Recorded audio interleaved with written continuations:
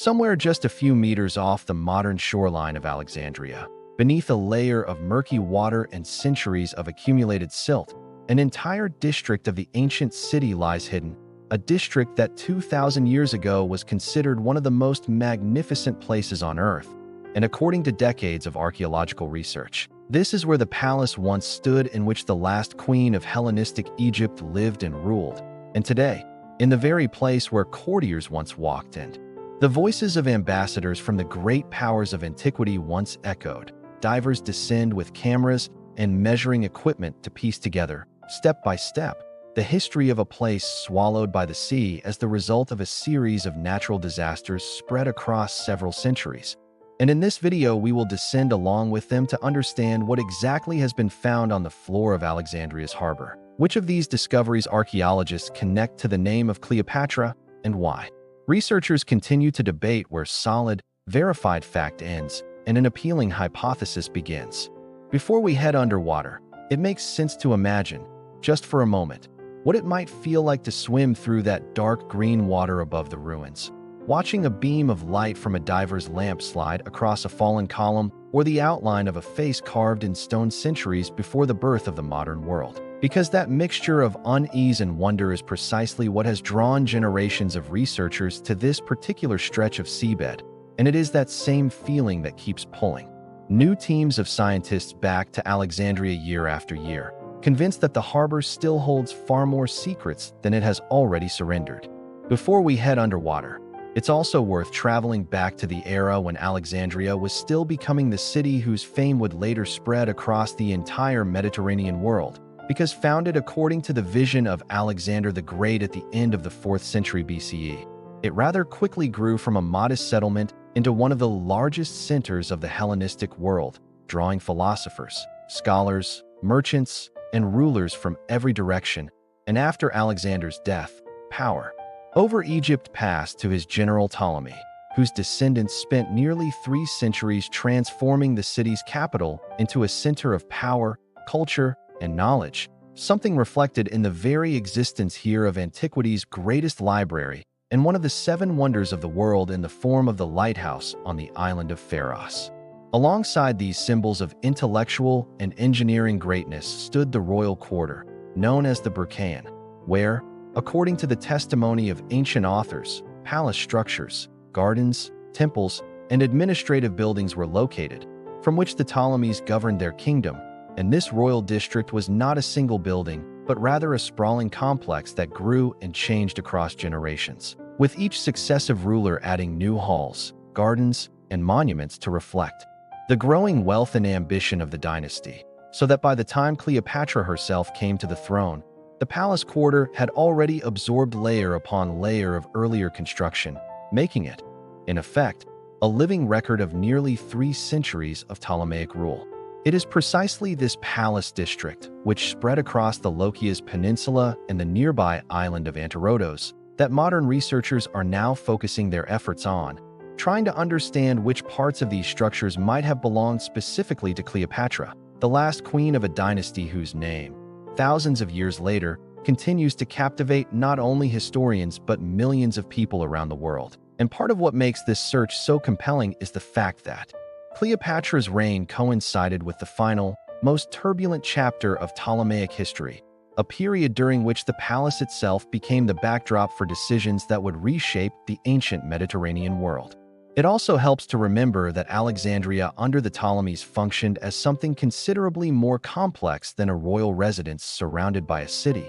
since the ruling family deliberately positioned itself as heir to 2 distinct traditions at once, presenting itself to the native Egyptian population in the visual language of the pharaohs, while simultaneously governing the wider Mediterranean world through Greek administrative structures, court rituals, and diplomatic customs. And this careful balancing act between 2 very different cultural identities left its mark on nearly every surviving structure associated with the royal quarter, from temple reliefs carved in a distinctly pharaonic style to garden pavilions clearly modeled on Greek architectural traditions. Over the nearly 3 centuries of Ptolemaic rule that preceded Cleopatra, the dynasty accumulated extraordinary wealth through control of Egypt's grain production, a resource so valuable that it effectively gave the Ptolemies leverage over food supplies throughout much of the eastern Mediterranean. And this economic power financed not only the library and the lighthouse, but also the continuous expansion of the palace quarter itself,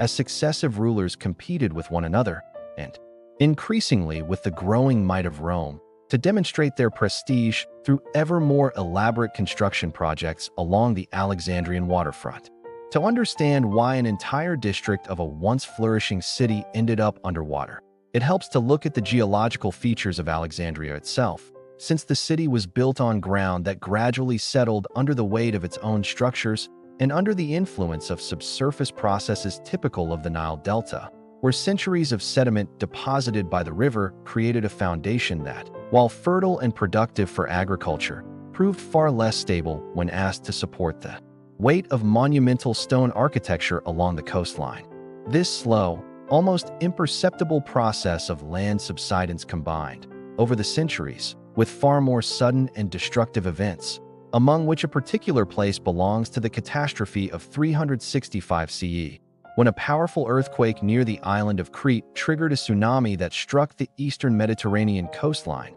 and dealt a serious blow to Alexandria's coastal structures. An event so significant that ancient writers described entire ships being carried inland and left stranded on rooftops once the waters finally receded, giving some sense of the scale of destruction that swept through the region during those hours. It was precisely this combination of gradual ground subsidence with sudden strikes of nature that caused parts of the city's districts to slowly sink beneath the water, becoming buried under a layer of silt and sand that, remarkably, preserved the outlines of foundations, columns, and statues, allowing modern researchers to read the history of the ancient city almost directly from the fragments that nature left behind. And in a strange way, the very process that destroyed the palace quarter also acted as its protector, sealing it away from the centuries of rebuilding, looting, and urban expansion that erased so much of the rest of ancient Alexandria from view. To grasp the scale of these changes,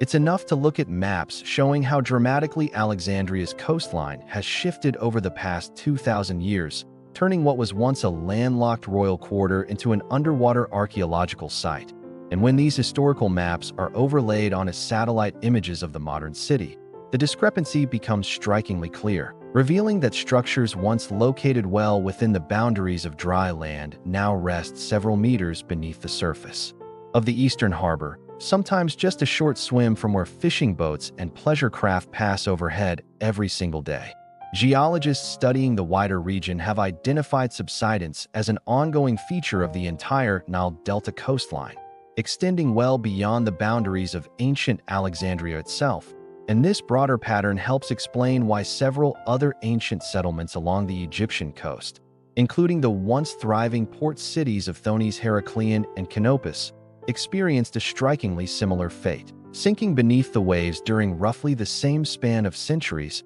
and for largely the same combination of geological and seismic reasons, a pattern that has turned this stretch of coastline into one of the richest concentrations of submerged ancient settlements found anywhere in the world. The rediscovery of these neighboring sunken cities, located a short distance from Alexandria itself, has also helped researchers refine their understanding of the timeline involved, since comparing the depth and condition of structures across several different sites allows scientists to build a more accurate model of exactly how quickly the coastline subsided during different historical periods, information that, in turn, feeds directly back into ongoing efforts to reconstruct the final years of the Alexandrian palace quarter before it disappeared beneath the harbor.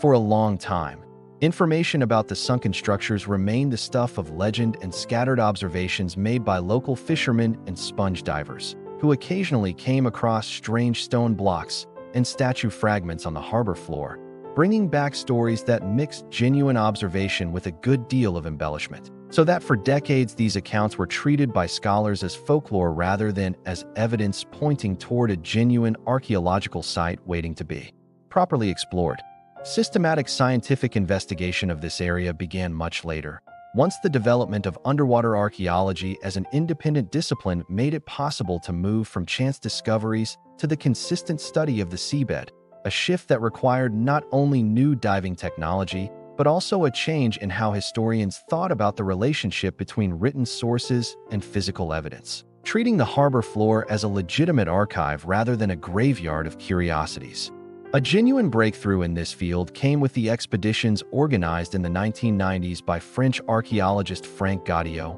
and his team, who applied a full range of modern methods, including sonar scanning of the seafloor, magnetometric surveys capable of detecting metal and stone objects hidden beneath layers of silt, and underwater photogrammetry, which makes it possible to build precise three-dimensional models of the structures found, methods that together transformed what had once been an unpredictable process of chance discovery into a disciplined, methodical survey capable of covering large sections of harbor floor in a single season. Thanks to this painstaking work, stretched out over decades, researchers gained, for the first time, the ability to compile a detailed map of the sunken district, determining the position of individual structures relative to one another and relative to the shoreline of the ancient city. And this map became the foundation for everything that followed, allowing archaeologists to plan future dives with far greater precision and to identify which sections of the harbor floor deserve the most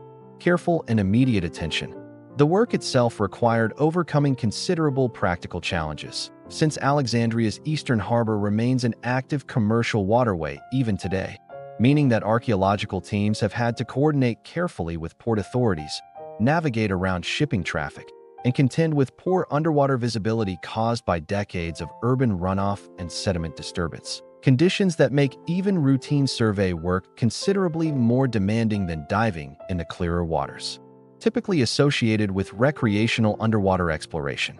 Financing and organizing these expeditions has also depended heavily on international collaboration, bringing together Egyptian government authorities, French research institutions, and a rotating team of specialists in fields ranging from marine geology to classical philology, each contributing a different piece of expertise to a project that, by its very nature, sits at the intersection of archaeology, engineering, and historical scholarship, requiring a level of interdisciplinary cooperation that few other archaeological sites demand to quite the same degree. This long-running effort has led to a whole series of discoveries that today form the basis of our understanding of what the Palace District of Alexandria looked like in the final centuries of the Ptolemaic Kingdom. And one of the key sites of investigation has been the island of Antirodos, where researchers have found the foundations of large structures on the seabed. Massive granite blocks that once formed part of the facing of embankments and walls, along with numerous architectural details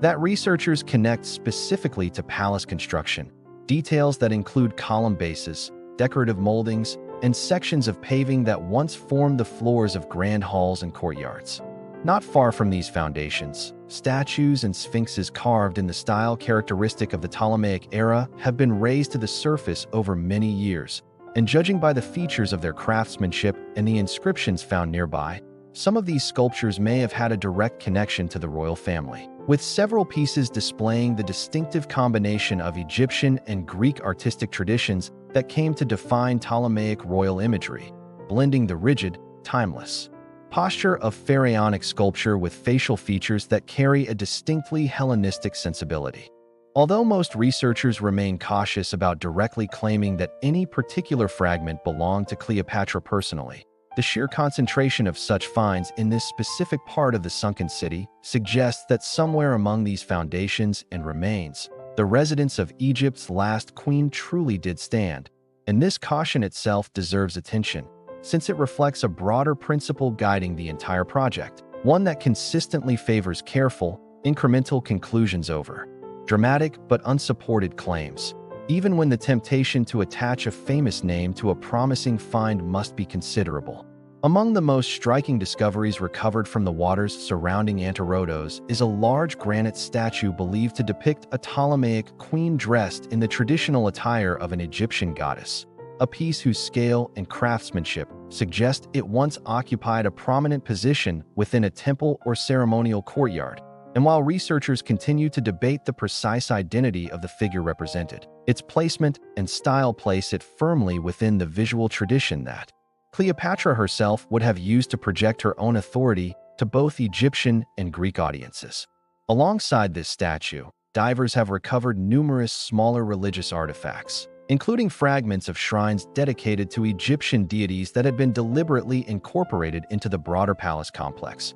reflecting the way Ptolemaic rulers routinely wove religious observance into the physical fabric of their political power, blurring the line between royal residence and sacred space in a manner that would have felt entirely natural to those living within the ancient world, but that requires careful interpretation from modern researchers working to distinguish between purely administrative buildings and structures with a more ceremonial or religious function. Beyond the large architectural elements, the harbor floor has also preserved a great many more modest, but no less valuable, everyday objects, including ceramic vessels, jewelry, coins, and various household items, each of which, in its own way, helps reconstruct a picture of daily life in the palace district during the final decades of the independent Egyptian kingdom. And taken together, these smaller objects often tell researchers more about the rhythms of daily court life than the grand architecture ever could,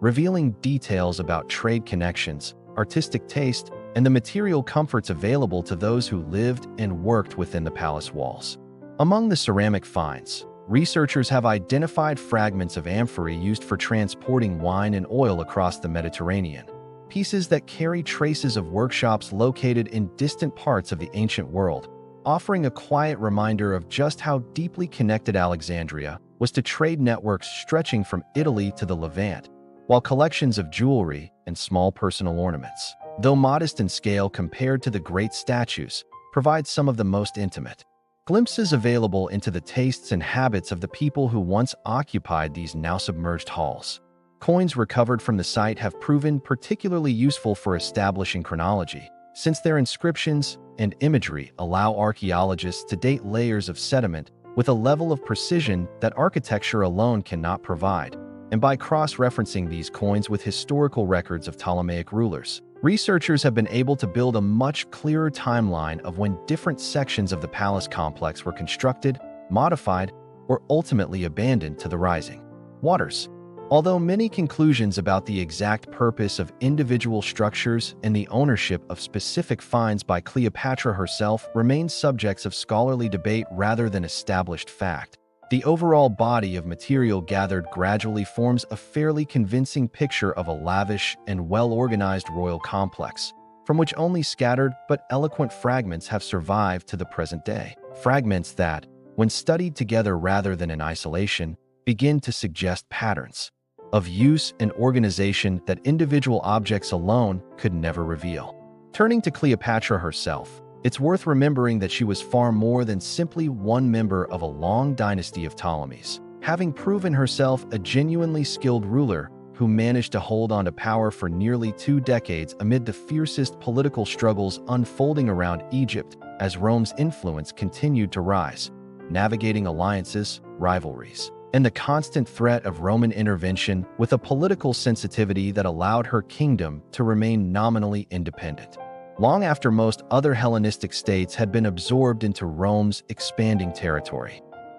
Her relationships with Julius Caesar and later with Mark Antony became not only the subject of extensive historical accounts left behind by ancient authors, but also an important source of information about the very layout and appearance of the palace district, since descriptions of receptions, celebrations, and daily court life passed down through the testimony of contemporaries and later historians allow archaeologists to compare the fragments found underwater with the images conveyed in written sources, creating a kind of ongoing dialogue between text and artifact that continues to shape how researchers interpret each new discovery. Beyond her personal relationships, Cleopatra's reign was also marked by considerable administrative and economic skill, as she worked to stabilize Egypt's finances during a period of currency devaluation and agricultural uncertainty, while simultaneously positioning herself as a patron of learning and culture in the tradition of her predecessors, continuing to support the scholarly institutions that had made Alexandria famous throughout the ancient world.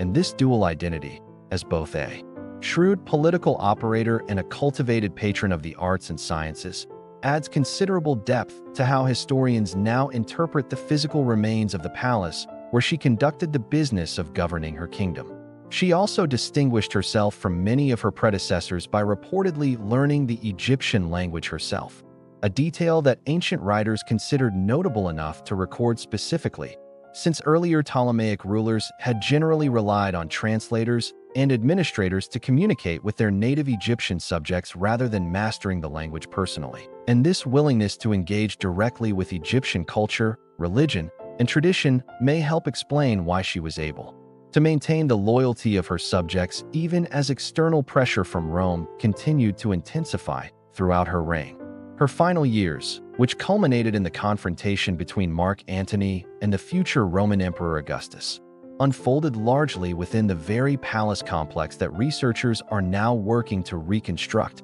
meaning that the fragments recovered from the harbor floor are not simply artifacts of a distant, abstract past, but physical remnants of the specific rooms and courtyards in which some of the most consequential political decisions of the ancient Mediterranean world were made. A realization that adds a particular weight to even the smallest and most modest objects recovered during each new expedition. It is precisely this combination of surviving texts and physical discoveries that makes the Alexandrian royal quarter such a compelling subject of study, offering a rare opportunity to touch, quite literally, the material evidence of an era that could previously be understood mainly through literary description, and few other archaeological sites anywhere in the ancient Mediterranean world offer such a direct, tangible connection between a documented historical figure and the physical space in which she lived and ruled. The current stage of research into the Sunken Palace district relies heavily on technologies that would have been simply unavailable to researchers just a few decades ago, and today specialists actively use three-dimensional digital modeling, which makes it possible to reconstruct the appearance of individual structures based on scattered fragments found across different parts of the seabed, stitching together data from dozens or even hundreds of individual dives into a single coherent digital representation of buildings that no longer exist in any complete physical form. Alongside this digital modeling, researchers rely on underwater robots equipped with cameras and sensors, capable of reaching areas difficult for divers to access and conducting detailed scans of the seafloor without direct physical contact with fragile artifacts. And these remotely operated vehicles have proven especially valuable in murky or hazardous sections of the harbor, where visibility is poor and where the risk of accidentally damaging delicate remains makes traditional diving a far less attractive option. Alongside this work, researchers face the ongoing challenge of deciding how best to preserve the materials they find, since some artifacts are brought to the surface for conservation and eventual display in museums, a process that requires careful desalination and stabilization to prevent the sudden exposure to air from causing irreversible damage to objects that have spent nearly 2,000 years submerged in seawater, while a significant portion of the finds remains in their original underwater location, becoming part of a proposed underwater archaeological park that would, in time, allow tourists and researchers to observe the sunken ruins directly on the harbor floor, preserving the historical context of the discoveries within their natural surroundings. This proposed underwater park has attracted considerable international attention, with various design concepts suggesting the installation of transparent viewing tunnels or platforms that would allow visitors to descend partway into the harbor without needing to dive themselves, an ambitious vision that, if realized, would transform this stretch of seabed into one of the most unusual and accessible archaeological attractions anywhere in the world, though the practical and financial challenges involved in constructing and maintaining such a facility in an active harbor remain considerable. Beyond the logistical and engineering hurdles, there is also an ongoing conversation among Egyptian authorities, international archaeological organizations, and local communities about how such a project should be funded and who should ultimately oversee its long-term management, since a site of this significance carries implications not only for scholarship, but also for tourism, national heritage, and the broader question of how Egypt presents its ancient history to visitors from around the world. And reaching agreement among all these interested parties has proven to be a slow and often delicate process. Meanwhile, the ongoing digitization of everything recovered from the site has opened up entirely new possibilities for public engagement, since detailed three-dimensional scans of individual statues and architectural fragments can now be shared and studied by researchers and interested audiences located anywhere in the world,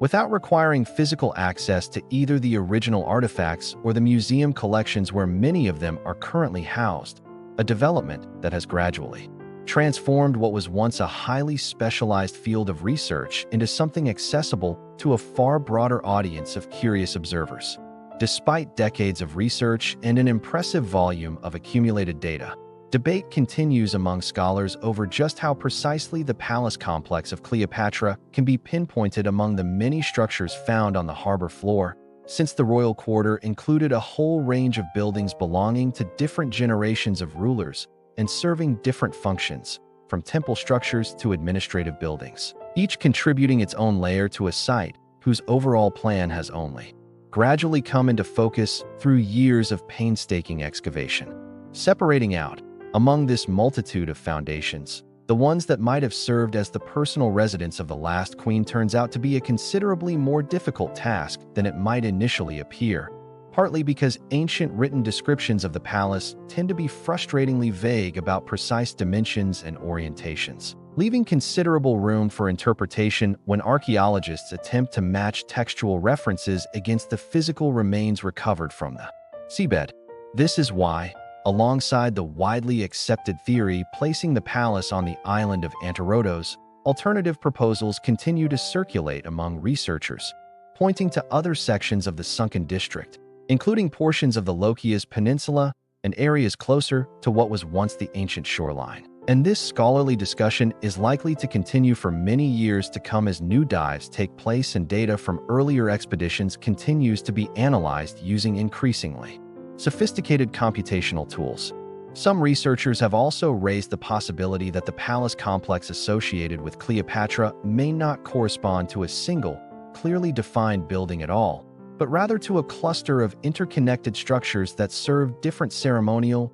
residential, and administrative purposes, a possibility that would align with what is known about royal architecture in other parts of the Hellenistic world, where rulers often maintained multiple structures within a single fortified precinct, rather than a single unified palace building in the modern sense. What continues to drive this research forward, beyond the scholarly debates over precise attribution, is the recognition that the harbor floor almost certainly holds far more than has already been recovered, with large sections still unexplored or only partially surveyed. And every new expedition carries the possibility of uncovering evidence that could meaningfully shift the current understanding of how the palace district was organized and where its most significant structures once stood. There is also a growing sense among researchers that future breakthroughs may come less from entirely new dive sites and more from the careful reanalysis of material already recovered, since advances in imaging technology,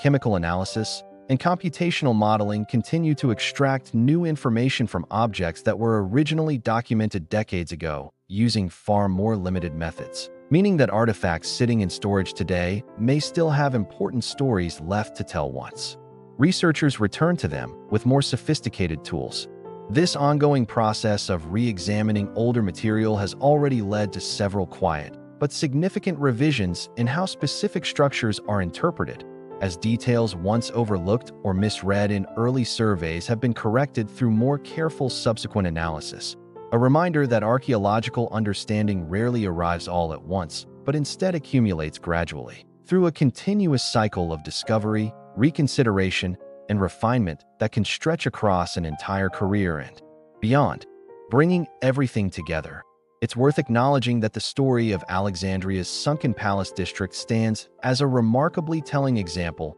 of how the combination of natural disaster and the relentless passage of time can preserve for future generations what might otherwise have vanished without a trace beneath centuries of later urban development. Since it was precisely because part of the city ended up submerged that these structures escaped the destruction and rebuilding that reshaped the rest of historic Alexandria. Today, looking at the statues, foundations, and everyday objects raised from the seabed, we gain a rare opportunity to understand what power and luxury looked like in one of the ancient world's most significant kingdoms during its final decades. while also being reminded of just how fragile even the most powerful human creation can prove to be in the face of geological processes and natural disasters unfolding across many centuries. A reminder that feels particularly striking when set against the enormous ambition and confidence that once defined the Ptolemaic dynasty at the height of its influence. And if you found this topic interesting,